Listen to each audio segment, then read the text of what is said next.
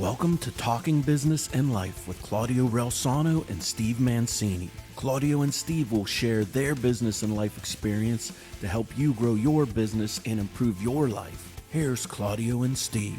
Good evening and welcome to the Talking Business and Life podcast. I am your co-host, Steve Mancini, and as always, I'm joined by Claudio Relsano. Claudio, how are you doing? Steve, I'm doing good, very good, and I'm very excited about today's show. Someone who I've admired in the ring and even more so out of the ring for years. He is the former number one heavyweight, ranked number one heavyweight in the world. He was one fight away from fighting either Mike Tyson or for the world title, and then a freak injury happened in his last, against one of the best fighters in the world, Vasily Yurov, and he retired, though, with a 36-0 record. In boxing history, only two heavyweights have retired undefeated, a guy named Rocky Marciano and Joe Mesi. Now, he's a very successful businessman working with Abbott in the Buffalo-Niagara region as a territory manager specializing in neuromodulation. I hope I said that right. And more importantly, he has a wonderful family life. He is nicknamed Buffalo's third franchise, which is a great nickname, Baby Joe Mesi. Joe, thank you so much for being on our show. Oh, man, this is great. Claudio and Steve, it's great to be with both of you. It's great to be with both of you. Thank you for having me. Of course. And I mean what I said. I've been watching, I always watch a lot of interviews. And the interview that you did, I've been following you, obviously, your career and also your life. But you had a great interview on a show, I believe it was called The Back Nine, friends of yours from Buffalo who are now in Florida. And that interview had so much impact on me, and I connected with you again, and here we are. So again, I appreciate you taking the time. But to start off, you had a great amateur career in boxing, beating future heavyweight champion Hasim Rockman. Then there was a meeting with you and your dad at the table, and in front of you was a document. And there was another option. So it was either signing that document, which I'd like you to cover, or the other option, which your dad had in mind. Go ahead. I know what you're referring to, Claudia. I think I know what you're referring to. So, in the 90s, I just grew up thinking, Claudio, I was an athlete. I played football and baseball. I even dabbled in wrestling. I was a tough kid. I was not a good athlete. I was not the star like my brother Tom, my older brother. He was always good, handsome prom king. He was just that guy. I was the chubby little kid that followed along. But, Claudia, we had boxing history in our family. So my grandfather, Tom, also a Buffalo police officer, was a boxer. And in that era, late 20s, 30s, boxing was huge in the United States and in even Buffalo. But also, my Uncle Russell was a boxer, my dad's brother. My dad didn't box, but we have boxing history in our family, so we were always drawn to it, my brother and I, meaning, the big pay-per-view fights in the 80s, 90s were at our house. My brother and I loved reading their clippings because you were a star in the Golden Gloves in that era, and you were a star in that era. But and we put their old dusty gloves on. We just loved boxing because we loved hearing their experiences. So when I started boxing, it was after graduating high school. And when I started, it was not to become an Olympian or a world champion. It just was to go get beat up on my brother. It was really just to experience what my grandfather and uncle had experienced, and we didn't know we could do it for free at the Police Athletic League Club here in Buffalo. So that's how it really started. But for whatever reason that God bestowed on me, it snowballed quickly. It really did. It gave me some purpose. I started learning a thing or two. I started really learning how tough I was, I guess, and determined I was. And I was beating some fighters, and things started to evolve. And I was winning these tournaments that I really shouldn't have been winning, or I wasn't expected to be winning. Having said that, going back a bit, I thought I would just be a police officer like my dad and my grandpa. I just assumed, I just never really gave it much thought and assumed I would. And I took a test one day, and here comes the letter and saying, hey, you passed the test, you passed the physical test, and now we need you to start the academy here early in January. And my dad looked at it, and he's a proud police officer, and says, we have something to decide here. And we're looking at this letter. He goes, the Olympics, the 1996 Atlanta Olympic Games is coming up, and they're talking about you being a qualifier. You're one of the talked about guys in the super heavyweight division. And I said, yeah, Dad, what am I going to do? Turn down this offer? Anyway, it was a tough decision to make, and I had to push that letter aside. And I said, listen, if you believe in me and you think I have an opportunity to make the Olympic team, I didn't really believe in myself at that point. I didn't really see what they saw, but that's how the story went. And I did push that letter away and became the 1996 Olympic team member. So it's really interesting, and it kind of goes in how we have decisions to make in our life. And this one just happens to be a boxing decision, but boxing, metaphorically speaking, fits life so well that it makes my talks to audiences that much easier, if that makes sense to you. Joe, let me ask you, you kind of mentioned a few times, a lot of times, you brought up family. You brought up your uncle, your grandfather, your father, and I'm going to make a leap of faith there and, kind of expand on this, because there was clearly an influence in your family, in your life, just in whatever route you were going to take. I'm going to assume that you were going to become a cop because you thought, hey, it's tradition, it's family, I'm going to do that. Talk about how important was your family in a lot of those early decisions. The fact that your dad supported you must have meant everything. If he wasn't there, would you have done that? How did your families, what was the role of the family, and even if it's just the legacy of your family, in the decisions you made early in life, which then ultimately culminated in where you ended up? Man, that's really a good question. I often I take for granted, I realize how important my family has been in my decision making and in my path, but I'm really not asked about it. And the way I just said that first story, I brought up my family so much, like you said. It's very, they created the whole path, and if my dad wasn't there, I don't think I would have made that decision. If my dad, family, my grandfather at the time didn't believe in me, I wouldn't be in this position today. The answer to that is you're absolutely right. If my brother wasn't my older brother pushing me and always driving me to be better, I happen to think because I was the younger brother and because I wasn't as skillful, I always hung out with him and his friends. I was that kind of younger brother, but I had to keep up. And that kind of made me need to be tougher and need to advance more. So looking back, my mother, who's gone now, but she believed in me. They all believed in me, and they all saw something in me that I didn't quite see yet, that later on boxing taught me. Yeah, of course. I started to believe in myself later, but the fact that they saw it so early on, and the determination and like the goal setting, and the fact that, man, if it's in anybody, it's in you. You can do this. And even my brother, as great as he is, he will tell me right out. He's like, Joe, I might be better. You can say I'm better all the time, all you want, but I could never do what you have done. I could never switch places with you. I wouldn't want to. I just wouldn't even want to. Watching you was great. It was a great blessing, but it wasn't for me, and I couldn't do that.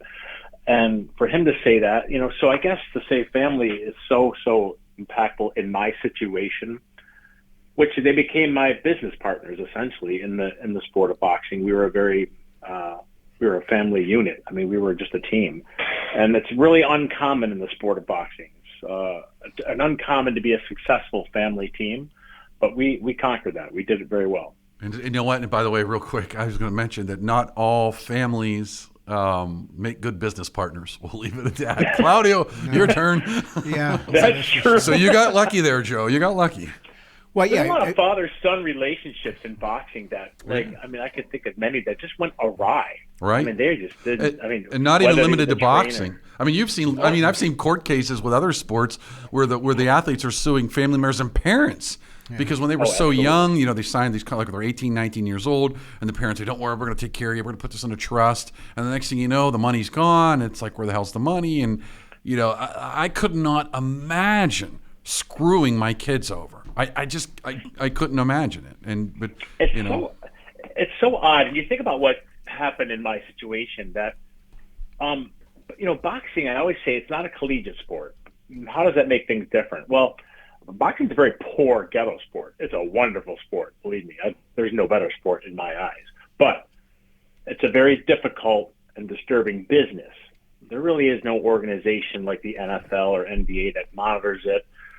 They kind of make up rules as they go. And if you think about any heavyweight, middleweight, featherweight, super middleweight contenders in the past, I mean, at some point towards the end of their career, they get tossed aside, they get kicked to the curb, they get forgotten about, they get used up.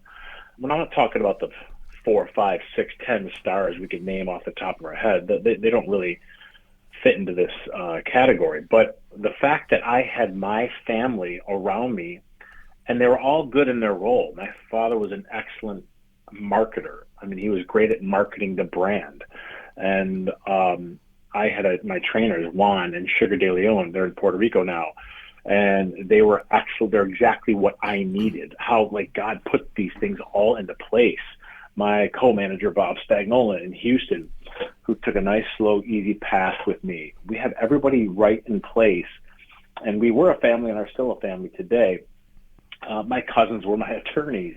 And what we did was we kept you say Don, we kept the Don Kings of the world out.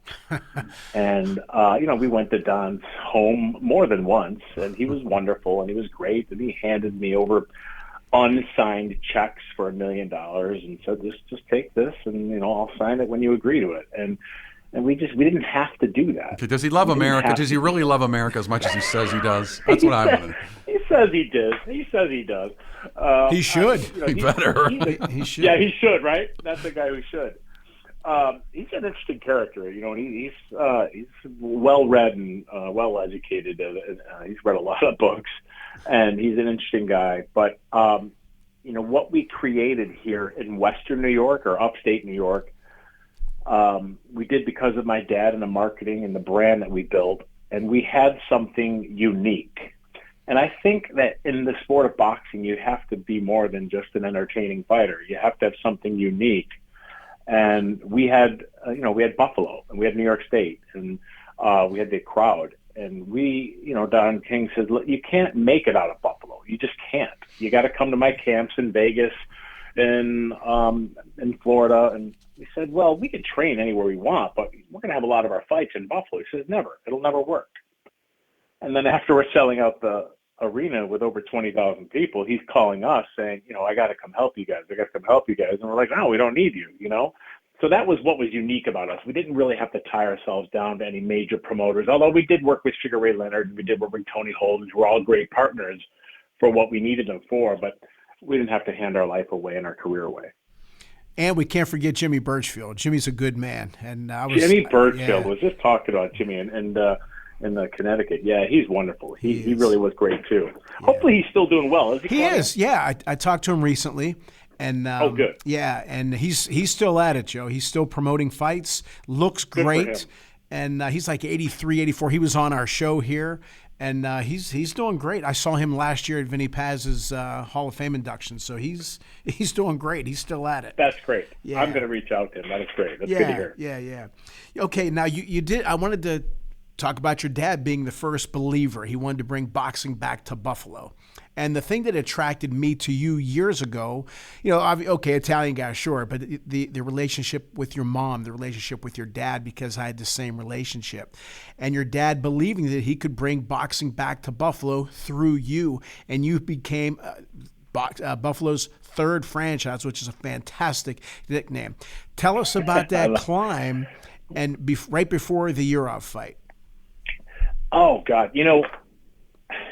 He had this big dream about bringing boxing back. At that time, there was a lull in boxing. And, I was training in Houston and Puerto Rico. I would train everywhere. I even trained in Buffalo a bit, but he wanted to host the fights here. And one of my early professional fights, he promoted himself. We had it at our local community college, Erie Community College, where we probably had almost 4,000 people. And I was just a young, maybe 3-0 pro, and then we kind of graduated and had a few more fights and making the tours around the country. And then we hosted 2 more fights in Niagara Falls. about 15 minutes from my home at the convention center, where we were now on television and had maybe 7 and then maybe 9,000 people. And we kept escalating and went to the University of Buffalo, one of the beautiful arena there, and got over 10,000 people on ESPN Friday Night Fights.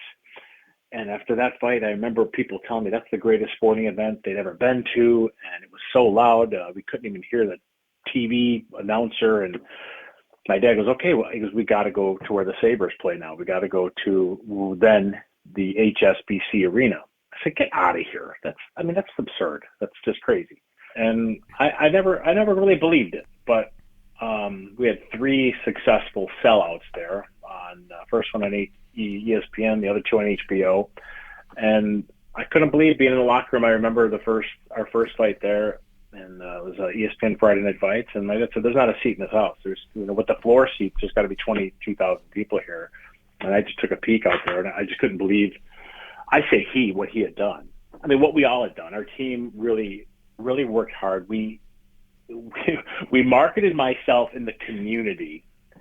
I was at events at Children's Hospital, at Roswell Park Cancer Institute. I was at community events. They had me busy. Not only was I training, it was like I was running for mayor for 5 years out in the community.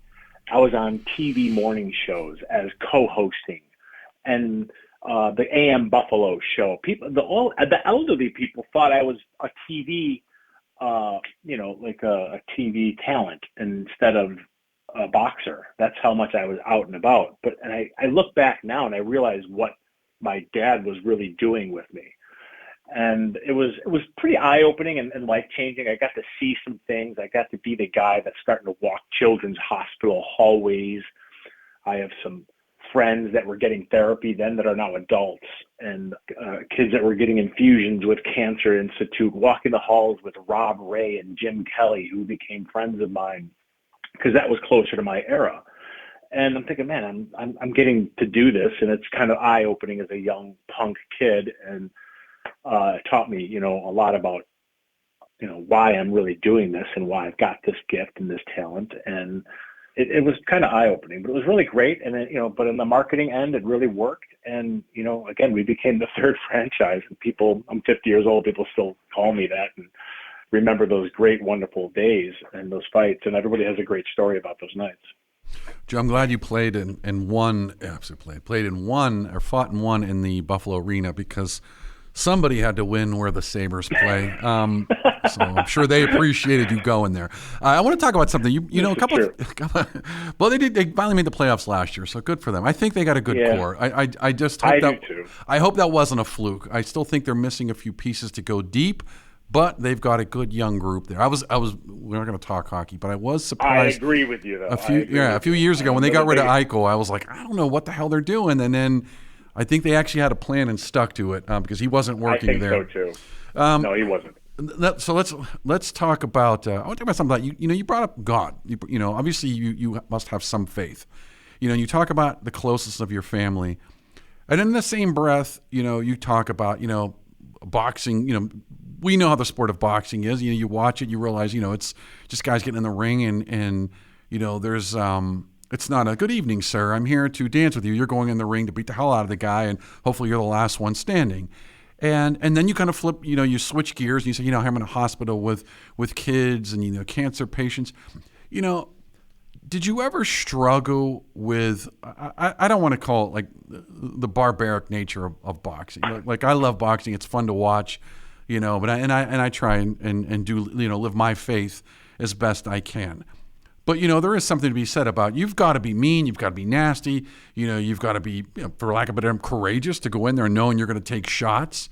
And the idea is I'm going to get punched in the head, and I'm going to punch you in the head, and hopefully at the end I'm going to be the one that wins the fight. Did you ever struggle with rectifying, how can you be a, quote, a good person, a nice person, at the same time step in the ring to beat the hell out of somebody? That's a really good question. And boxing, I'm not a nice guy. I'm a good guy. If that, you could take that for what it means. I'm a good guy. I'm not a nice guy. So I don't like violence. I am probably the least violent. I don't even like controversy. And growing up, I was this young, chubby kid. I think if I look back growing up to any friends of mine in elementary school, middle school, even high school, and any of them would have thought I would have become a professional boxer, they would have thought you were crazy. But what boxing in the early era taught me about myself is that I do have what it takes, and I'm very capable. And I don't want that to be a threat to anybody. I don't want that to sound intimidating. That's not my point. I don't like controversy. I hate fighting. I can't even see fights on Instagram that are like street fights and things like that. I can't even see violence. But I don't want it to be misled. I'm extremely, extremely capable. And that's what I've learned about myself. And I mean, capable is, they ask me, what do I miss about boxing? And the answer is, I really don't miss much. I miss getting hit. I miss the smell of leather in my face. And I think that's what's inside of me that I think normal people or most people don't understand. I miss the pain. I miss the thought process inside the ring where I'm kind of like, I have to change a plan, or, if I go down and you win and I can't get up, that's good on you, but damn it, I'm going to get up. I'm good. That's my job, is to come in there and win. And it's just a sport. Who cares? If I can get up, I'm going to get up. And that's what happened in that Jura fight, which I don't remember, by the way. I'm just speaking from what I've seen on YouTube. but I got knocked down like 4 or 5 times, and, should I have gotten up? I probably not. But I'm just going to get up. Damn it, that's what I came here to do. I'm just very capable. I'm going to give it everything I have. I happen to think now talent and skill is not quite as useful as we come to think it is. Every fighter I fought was better than me, was stronger, was more talented, had more skill, certainly had more experience, just about every one of them. But I don't think they had what I have in my heart. I just happen to think, I speak now and I call my talk basically through the lens of a fighter. And what I try to do with my audiences is teach the audience how to view life through the lens of a fighter. How to embrace challenges and obstacles, how to, things are going good. You're not really in a fight. You're not in a fight when you're kicking some guy's ass for 3 rounds. That's not a fight. You're in a fight when you're being challenged and you're confused and you're taking a knee. That's when you're in a fight. I think that allowing people to understand, when you're in trouble is when you need to be resilient, is what a fighter is. Because it's just not always going to go your way. And I try to tell folks, I'm 36-0, and people pat me on the back and say, man, I can't believe you've never lost, and all those first-round knockouts. And sometimes I want to say, Steve, to them, I want to say, man, but you didn't see all those years in the gym all around the country, or me getting my ass kicked. Do you know how many times I've been knocked down? Do you know how many times I've been knocked out of the ring onto the concrete floor? Do you know how many times I've been injured coming out of the sparring session? Do you know I was a grown man and I'd come out of the sparring session crying in front of everyone in the boxing gym, and my team would try and console me, and I would tell them I quit. I just quit. I don't have what it takes. I don't know what you guys are thinking or what you're seeing, but this is the 3rd week in a row I can't beat this guy. So the 36-0 is so great for people to understand and see and pat me on the back. But I don't think anyone knows what I went through to get to that. I don't think they would ever understand. I'm not trying to pat myself on the back, but it was hell. So real quick then, would it be fair to say, it doesn't sound like you necessarily had, or maybe you did. Did you have like a hatred and animosity towards your opponent, or was it all about you were the opponent? That's a great question. I think it's me, because you know what? I look back. Look, there's a funny thing about boxing, man. There's a brotherhood. Yeah, you want to kill that guy, but when you're sparring, or I don't care if you're on HBO on the lights, man, come round 3 or 4, and your eyeballs are inches away from one another, your hands are up, and all you're doing is staring at this guy for 1 hour. man, every round that goes on, a brotherhood is forming, a form of respect. I know that guy as well as his mother knows him. And I know what he's made of. And I'll tell you, I've had a lot of guys come to me to spar or fight, and they take their shirt off, and they're ripped, and they're animals. But, man, I hit them, and I could see in their eyes immediately what type of person I'm dealing with. And I think when they hit me, they also know, in their opinion, on me. But you really get to know that guy. And I think there's a brotherhood of boxers that I love every fighter in this world. Anyone that gets in the ring alone for whatever sport, I love and respect. But I think the fight is against yourself. It's really challenging yourself. I don't think it's personal. It never was with me. Got a great relationship with a lot of my opponents. And I think that's a great way of putting it, though. The fight is with yourself, challenging yourself. It's similar to running a marathon. I think anyone could complete. Yes, you want to prepare. Yes, you want to train for it. But it's that last 7 miles that's going to really beat you mentally. And I think it's a mental challenge. I don't think running a marathon is physical. I think it's a mental test. And I think boxing is the same way. Not only are you going to get tired, but how do I, how much can I take from this guy? How much am I willing to take from this guy? And that's how I translate my talk is, through the lens of a fighter is, it's more or less about heart than it is about what you're putting into it. And Joe, before we take a quick commercial break here, I wanted to make just a kind of a comment. That's the one thing, if you ask anybody that's in special forces in the military, they will all tell you that. They will say most guys drop. It is mental. It is not physical. They'll come in there in the best shape in the world. They're stronger, but they're not prepared to do anything to win, to succeed.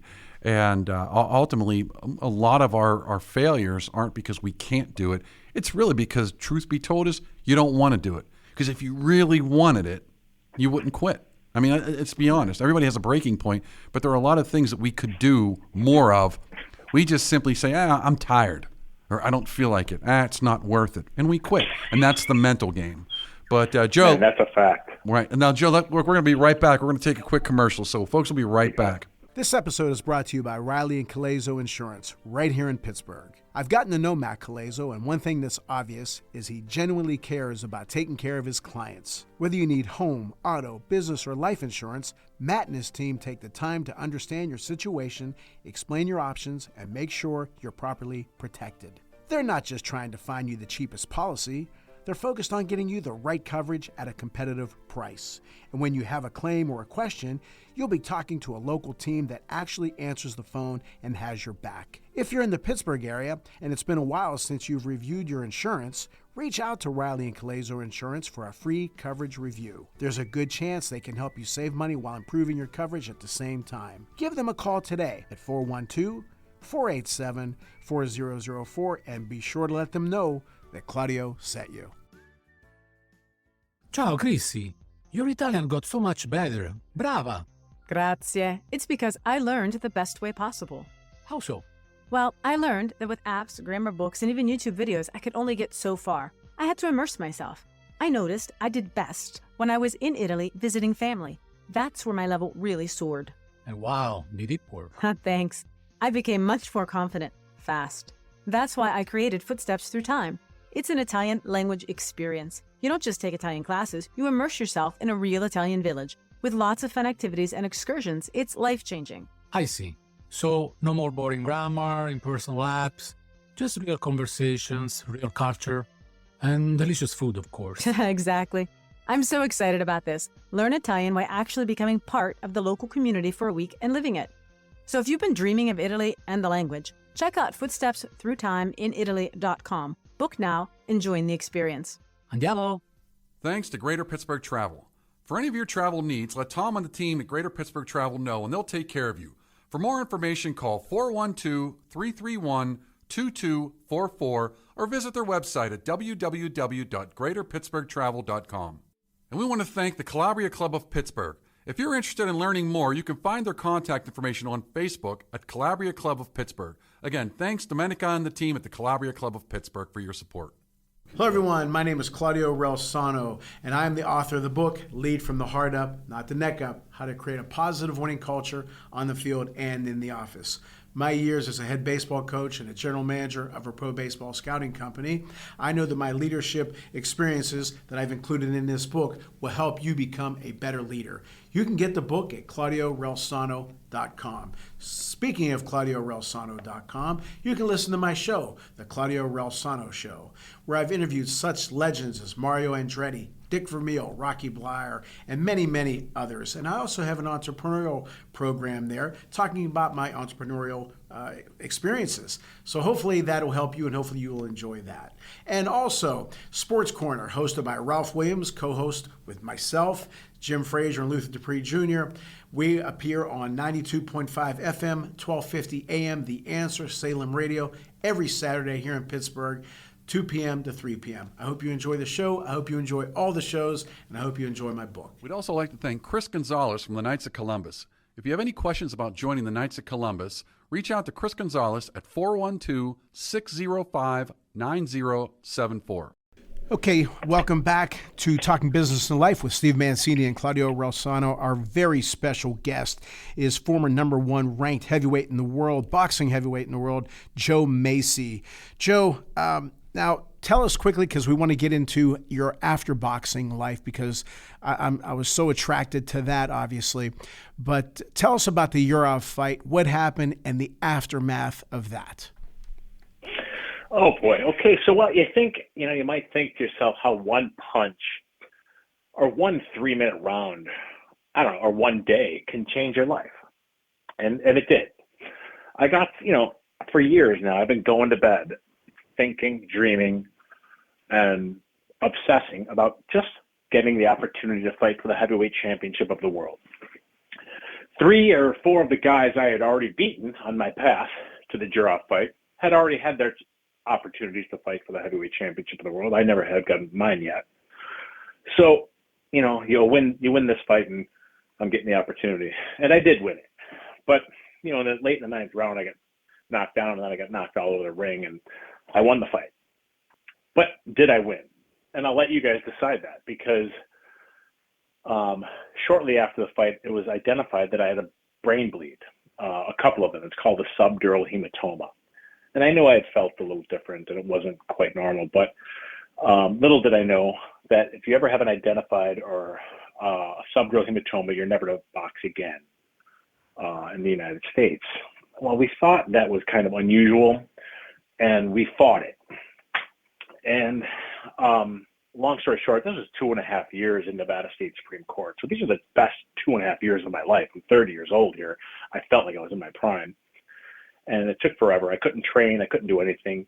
And I wasn't convinced that we were ever going to win this court case, and kind of figured my dream was over, and it wasn't going well in my personal life. I was just drinking, and I didn't have any goals or anything like that. I was just kind of feeling bad for myself. But at the end of the day, you could tell me if what happened was the best thing that ever happened to me. So I actually won this court case through a small loophole. My attorney said, you can't suspend somebody that's not licensed. His Nevada license expired. They're only valid for 12 months. So who are you suspending? And the judge looked at him and said, I guess you're right. Well, let me tell you something. You're free to walk out of here and try to apply in any state you want. And all I can say is it's at that state's discretion whether they let you or not.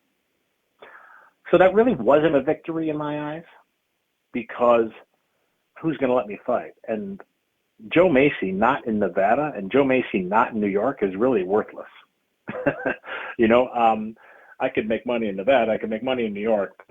Who's Joe Mesi? I wasn't Mike Tyson. I wasn't, Oscar de la Hoya. Let's not mistake that. I could make money in those states, but I couldn't make money anywhere in the world.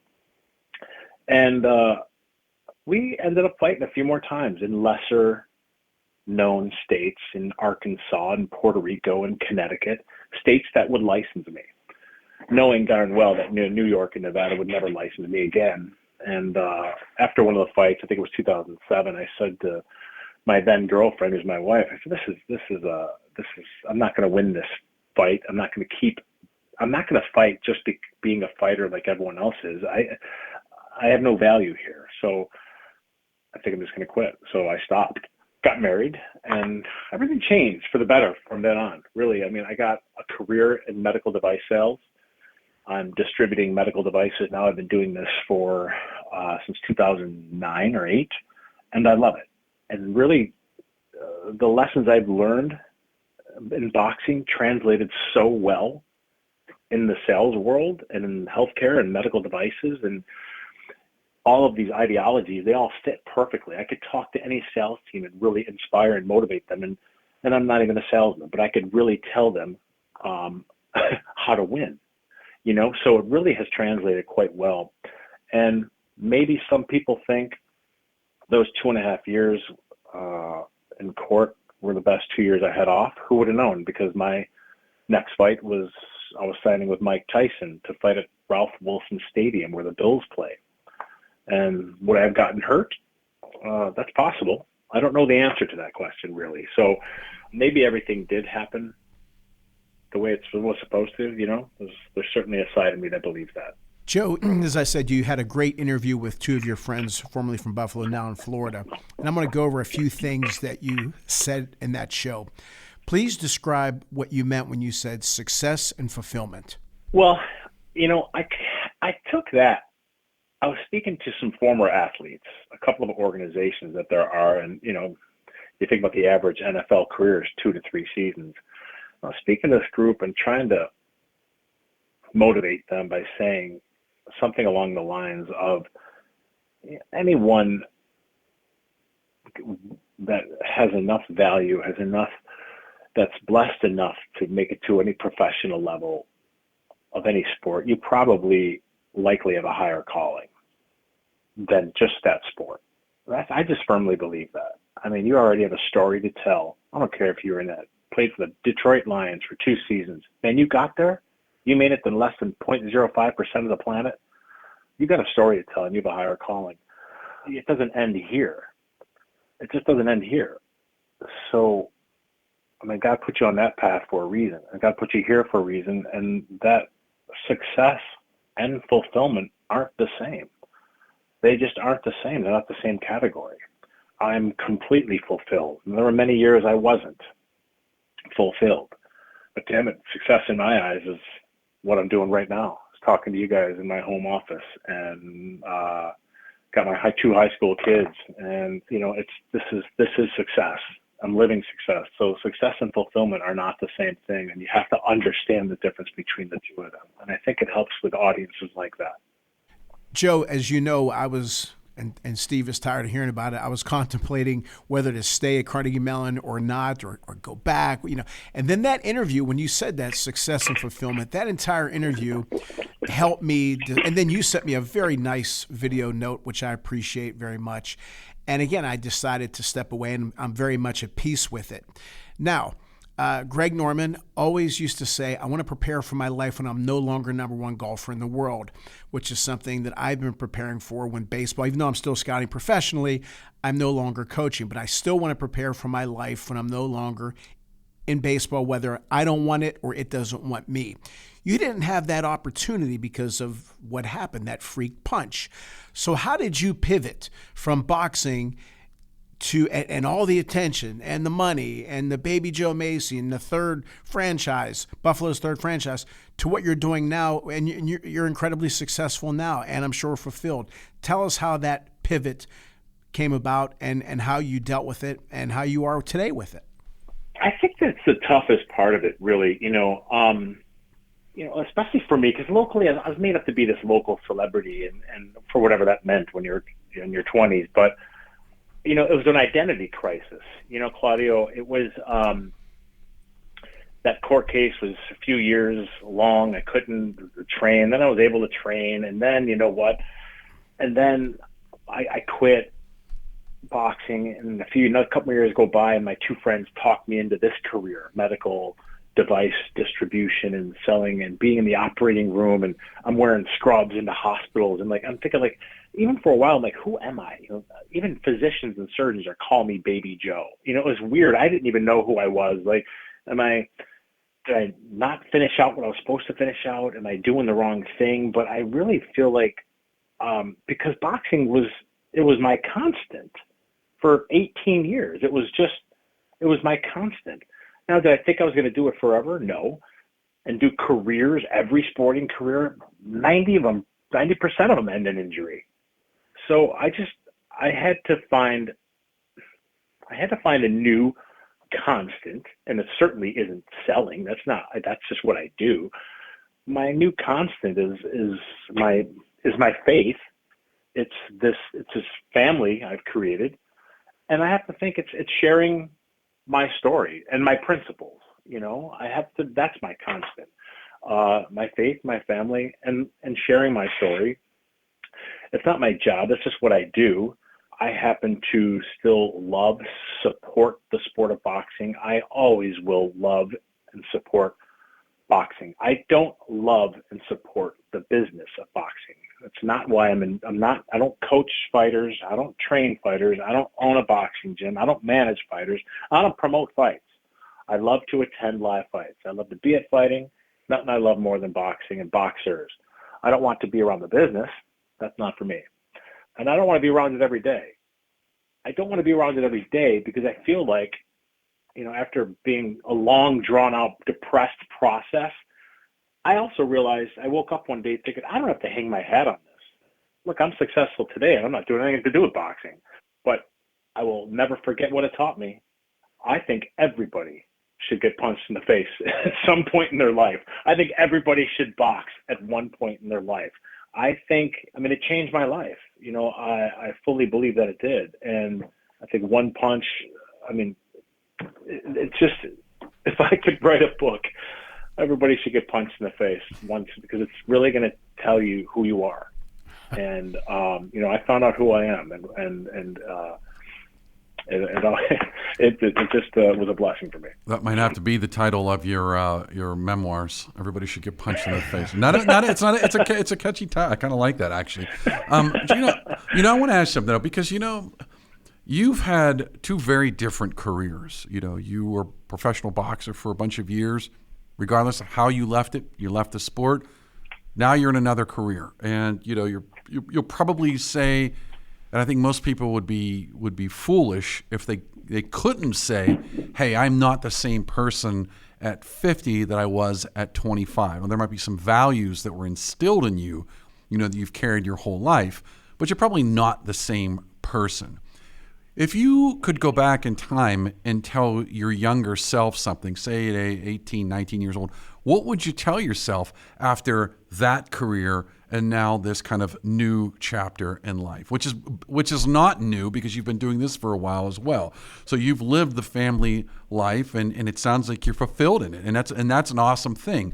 So what would you tell the younger Joe, back when he's 18, 19 years old? You got good questions, Steve. I really like this. I guess, what I had to do a few years ago? My daughter is going into an 11th grade.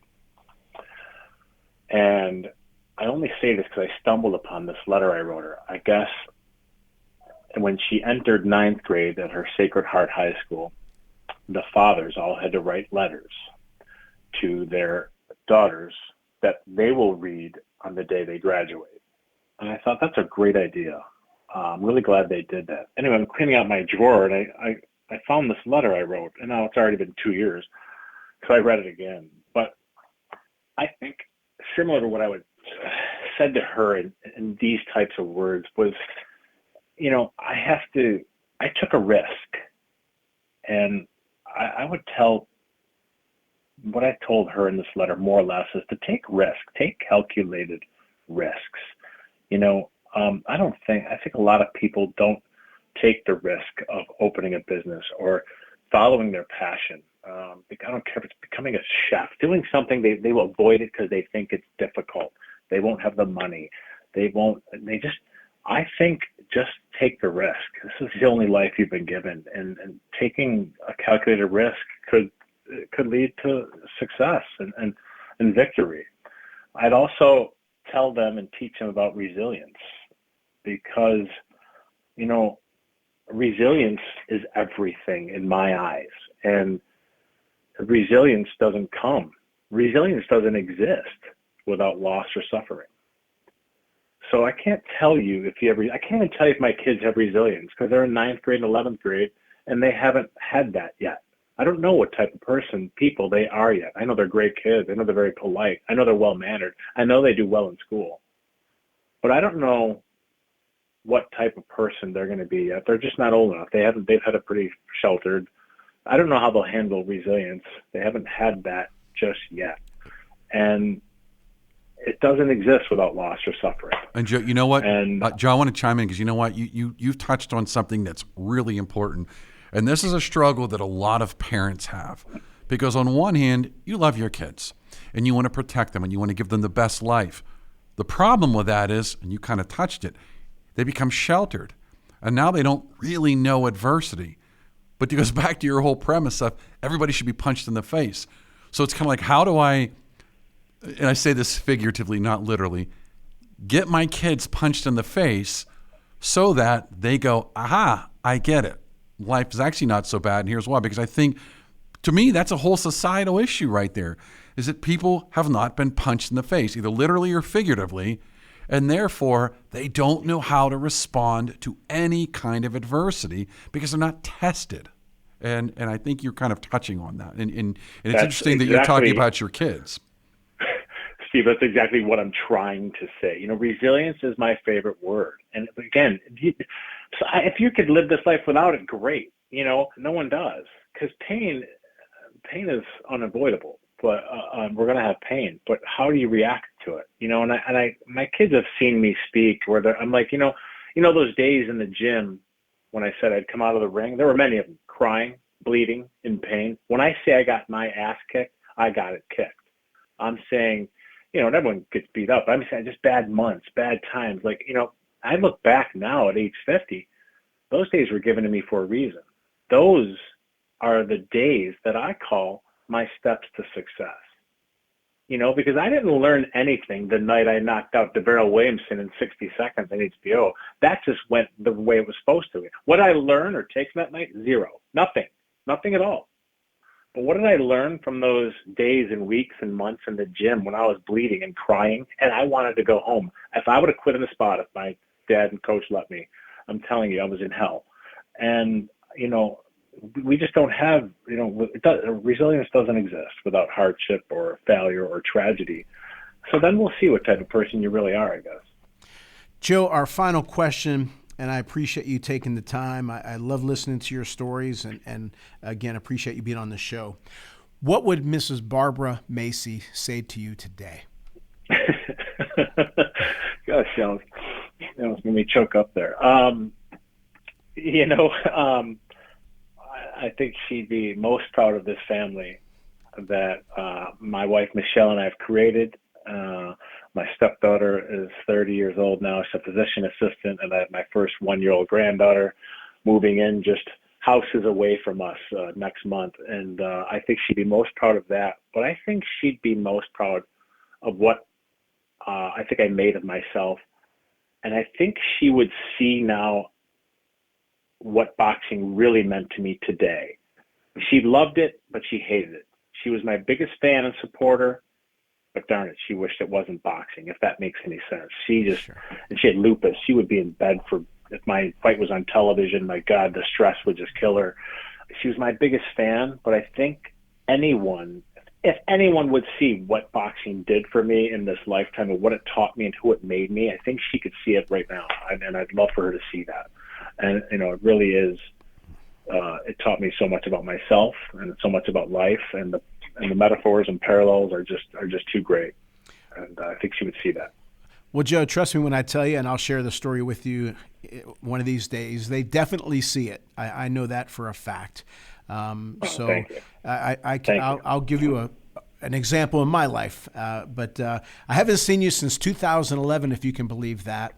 But wow. Again, I admire you, of course, the boxing, but the type of person you are. And I think the world of you, and you've been such an inspiration to me professionally and more personally. And I know we're going to do some things together soon, but I think you're the best. So you're undefeated in the ring and, for my money, out of the ring. And we appreciate you being on our show. Well, that's great. That's great. I do like that undefeated record. I had a guy recently, he kind of ruined my day. And I never really thought of it this way. And this was not that long ago. He says, "Hey, Joe, man," and out of nowhere, he goes, did you ever think about what would have happened if you just stayed down against Giroff? And I go, how do you mean? I think I was getting coffee at the corner or something. You know, well, wait. I go, how do you mean? What do you mean? If you just accepted the loss and you just lost, no one would have found out about your injury. You might have bounced back, and you would have got your title shot. Man, that guy went in the car with my coffee, and like that guy just ruined my day. You know, like that guy just made a lot of sense right there. But look, who knows? I might have got killed. Yeah, as I say, but your health is first, Joe. Life is too short for that. Hey, Joe, one thing I got to say, because you said it a few times, and I told you this over the phone not too long ago. Against Williams, when I watched his fight, Steve, I was just rooting for him. I didn't look at his mechanics. I didn't look at anything other than, did he win that round? Did he win the fight? But looking back on those fights, you were really good. I mean, you had some great footwork, and you were not, especially with an Italian guy, they make it sound like it's rock'em sock'em robots. And that really wasn't the case with you. You had good head movement, good body movement, and you were a hell of a fighter. So, I want people to know that Joe Mesi, he was 36-0. It isn't like it just came out of the blue. No, he was damn good. And I really believe with all my heart that he would have become a champion. But you know what? He is a champion. And like I said, through this interview, I want people to know who the person is. And again, we're going to work on that even more with some other ventures. But Joe, like I said, you're the best, and we appreciate you. Steve, if you have any final comments. Joe, I just want to say thank you again. It was nice to meet you. I hope I get to see you in person sometime. Unfortunately, I do make my way to Buffalo, so that's like please reach out. We'll get some wings together. Okay? Absolutely. Steve, honestly, great questions. I love your questions. I appreciate that. I appreciate that very much. You know what's ironic is I'm going to blow your mind, Joe. I wing it based on your comments because I feel like, this is a little minor guest thing for folks that are listening. I think the best interviews are the ones where you let the guest speak, and then you think about what the guest says, and then you kind of say, that was pretty interesting. Tell me more about that, or what about this? Because it becomes more impromptu, and more impromptu means it's more sincere, no script. And then you get to really know the person. So I appreciate the fact that you kind of opened up to us because, you could have easily been a little more reserved. So, I appreciate it. I actually really do. It was a good interview. I think so, too. Thank you both. I appreciate your time. Thank you. Thank you, Joe. We'll be in touch. All right. Got it, guys. Bye-bye. Thank you. Bye-bye. All right, everybody. Well, we hope you enjoyed that interview as much as we did. Steve, any comments? No, like I said, it was a great interview. A very, very enlightening about a few things with him, and I did like the. I like the fact that he has found fulfillment after it, and I don't think all athletes can say that. I don't think all athletes can just walk away. And the nice thing about him is he can still enjoy the sport, even if it's just watching it on TV or at a live boxing match or whatever, and he'll always have the memories of what he did. But you know what? He's got a new life, and it sounds like it's even better. So I wish him all the best. And I'm attracted to that, what athletes have done after their respective career, and he's done as well as anybody. So, and he's a great guy on top of that. Well, everyone, thank you so much for tuning in. Steve, thank you always. We appreciate our audience, and as always, thank you, Mom and Pop. Talk to you soon. Thank you for listening to Talking Business and Life with Claudio Relsano and Steve Mancini. Tune in next week for more impactful business and life experiences with Claudio and Steve.